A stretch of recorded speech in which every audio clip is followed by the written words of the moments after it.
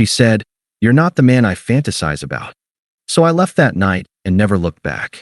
Hey viewers, before we move on to the video, please make sure to subscribe to the channel and hit the like button if you want to see more stories like this. Thanks. The living room was dim except for the glow of the TV screen, casting shadows across Jessica's face as she stared at the romantic drama playing out before us. I glanced at her profile, the way she bit her lip during the emotional scenes, how her eyes followed every movement of the male lead. This had become our routine for the past 6 months, movie nights that felt more like her private worship sessions with Hollywood's finest. "Want some popcorn?" I asked, pausing the movie. She didn't look at me. "You don't need to pause it. I was watching that." "I know. I just thought, can we just watch the movie without interrupting every 5 minutes?" I settled back into the couch, but something in her tone made me study her face. When had she stopped looking at me the way she looked at those actors? When had I become the interruption instead of the person she wanted to share these moments with? The movie resumed, and I tried to focus on the plot, but I kept noticing her reactions instead. The way she sighed when the male lead delivered his lines. The way she leaned forward during his scenes. The way she seemed to forget I existed entirely. "He's incredible," she murmured, more to herself than to me. "He's all right," I said, trying to keep my voice light. Pretty standard romantic lead stuff. She turned to look at me for the first time all evening, and there was something cold in her expression. "Standard? I mean, it's fine. It's a movie, you know? He's reading lines someone else wrote. You don't get it." "Get what?" Jessica grabbed the remote and paused the movie, freezing the actor mid-gesture. "This. What makes someone compelling? What makes someone worth watching?" I felt something uncomfortable settling in my chest. "Jess, what are you talking about? Look at him." She pointed at the screen. "Look at the way he moves, the way he talks. He has presence. He has mystery. He makes you want to know more. It's acting. It's not just acting." Her voice was sharp now, frustrated. "It's charisma. It's being someone worth fantasizing about." The word hung in the air between us like a challenge. I felt my throat tighten. "You're not the man I fantasize about, Mike." The words came out quiet but deliberate, like she'd been thinking them for a while. "These actors are charismatic, talented, they have presence. You're just plain. I need someone who makes me feel like I'm living in a movie." The silence stretched between us. I stared at the frozen screen, then at her face, waiting for her to take it back, to say she didn't mean it.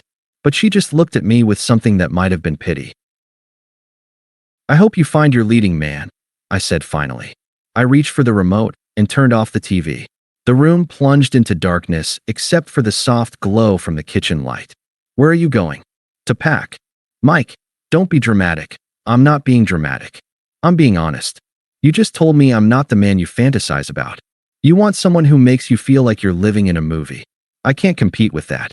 She followed me to the bedroom, watching as I pulled out my duffel bag. "You're really going to leave? Just like that? What do you want me to do? Beg you to settle for someone plain?" "I didn't say settle. You said I'm not the man you fantasize about. You said I'm plain. You said you need someone else." I folded a shirt carefully, keeping my hands busy so I wouldn't have to look at her. "I want you to be happy. Clearly, that's not with me. Mike, please, I'll get the rest of my stuff this weekend." I finished packing in silence while she stood in the doorway. When I was done, I looked at her one more time. She was crying, but I couldn't tell if it was from sadness or frustration. "I really do hope you find what you're looking for," I said, and I meant it. The next few months passed in a blur of work and quiet evenings. I moved into a small apartment across town, blocked Jessica on social media, and started filling my time with things I'd neglected during our relationship. I bought a guitar and started teaching myself to play. I read books instead of watching movies. I went to bed early and woke up refreshed. I didn't ask our mutual friends about Jessica, and they seemed to sense not to bring her up. It was Sarah who finally broke the silence about 3 months after I'd moved out. "She's dating someone new," Sarah said over coffee. "Some actor guy. Good for her. You're not curious?" "Not really." Sarah studied my face. "You seem different. Better." "I feel better. Don't you miss her?" I thought about it honestly. I miss who I thought she was. But that person was probably just as much a fantasy as her movie stars. The phone rang on a Tuesday evening while I was practicing guitar. Jessica's name appeared on the screen. I almost didn't answer. "Mike? It's Jessica." Please don't hang up. What do you need, Jessica? I made a mistake. I was confused, and I said things I didn't mean. You seemed pretty clear about what you wanted. Derek isn't. He's not what I thought. I think I was just caught up in some fantasy. Derek. So that was his name. I hope you figure it out. Can we talk? Can we meet for coffee? I don't think that's a good idea. Mike, please. I know I hurt you, but we had something real. We did. But you decided it wasn't enough. I was stupid. I was living in some dream world. I'm glad you're seeing that now. So, is there a chance? For us? I thought about the guitar in my hands, the book I'd been reading, the peace I'd found in my small apartment. Jessica, I'm seeing someone. What? Who? Someone who appreciates what I have to offer. Mike, please, I have to go. Take care of yourself. I hung up and went back to my guitar. The song I was learning was simple, nothing fancy, but it was mine. 2 weeks later, Sarah filled me in on the rest of the story. Derek had been everything Jessica thought she wanted. Charming, handsome, full of stories about auditions and industry connections. He'd moved in with her after a month, claiming he needed to save money for headshots and networking events. He'd maxed out her credit cards on fake opportunities, borrowed money from her friends, and then disappeared one day, leaving nothing but debt and a fake phone number. She's had to move back in with her parents, Sarah said. She's asking about you. What about me? If you're happy. If you'd be willing to talk to her. I'm very happy. And no, I wouldn't. Sarah nodded. I figured. You really seem like you've moved on. I have. It was Emma who made me realize how much I'd actually moved on. We met at a bookstore on a rainy Saturday. She was reaching for the same book I was, and we ended up talking for 2 hours about everything except movies.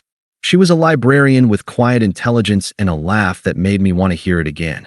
She appreciated simple things, good coffee, interesting conversations, the way rain sounded against windows. When I told her about Jessica, she listened without judgment. Do you miss her? Emma asked. I miss feeling needed, but I don't miss feeling like I wasn't enough. You're enough, she said simply. You're more than enough. Jessica showed up at my apartment building on a Thursday evening, just as Emma and I were coming back from dinner. I saw her before she saw me, standing by the entrance looking thin and tired. When she turned and our eyes met, I felt nothing but a distant kind of sadness. Mike, I need to talk to you. Jessica, what are you doing here? I know you said you're seeing someone, but please, just hear me out. How did you get my address? I asked Sarah. Mike, I lost everything. Derek was a fraud. He stole from me. He lied about everything. I'm sorry that happened to you. Are you? Because you don't sound sorry. I'm sorry you're hurting. I'm not sorry I'm not part of it. I know I screwed up. I know I said terrible things. But we can start over. No, we can't. Why not? Because of this new girl? What does she have that I don't? I looked at Emma, who was standing quietly beside me, and then back at Jessica. She doesn't need me to be someone else. I don't need you to be someone else anymore. I learned my lesson. The lesson should have been learned before you threw away what we had. So that's it. You're just going to let me suffer. I'm not letting you do anything. Your choices led you here. The Mike I knew wouldn't be this cold. The Mike you knew was a doormat. I'm not him anymore. Jessica's face crumpled. Please don't do this. I'm not doing anything. I'm just living my life. I love you. No, you don't. You love the idea of me now that you can't have me. That's just another fantasy. I took Emma's hand, and we walked past Jessica into the building. I didn't look back. 6 months later, Emma and I were having coffee at our usual spot when Jessica walked in. She looked better, healthier, more put together, but when she saw us together, something flickered across her face. Mike, Jessica. Hi. Can we talk? Privately. This is Emma. Emma, this is Jessica. I know who she is. Nice to meet you. Jessica, if you have something to say, you can say it here. I've been thinking about us a lot. About what we had. We don't have anything. I know I made mistakes, but I'm different now. I'm not chasing fantasies anymore. Good for you. I'm in therapy. I'm working on myself. I understand now what I lost. I'm glad you're getting help. Don't you miss what we had? Even a little? I miss who I thought you were. But that person was just as much a fantasy as your movie stars. That's not fair. You're right. It's not fair. But it's true. So you're just going to sit there with your librarian and pretend we never happened. I'm going to sit here with the woman I love and be grateful for what's real. She's not even pretty. Emma squeezed my hand under the table, but her expression didn't change. I felt a surge of protectiveness and pride. And that's exactly why you'll never understand what you lost.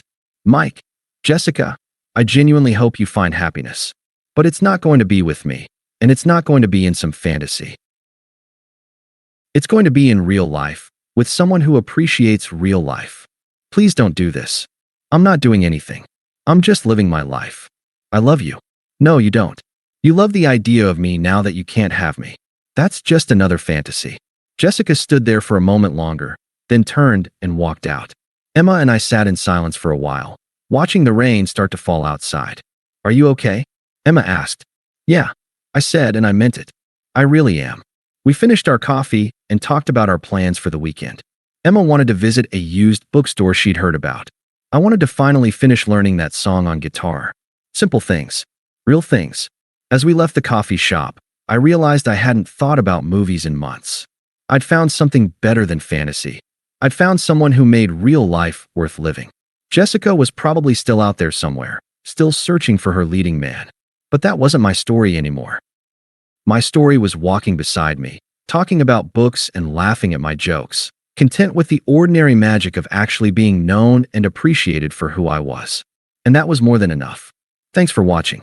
Make sure to subscribe to the channel and hit the like button. What do you think about this story? Share it in the comments.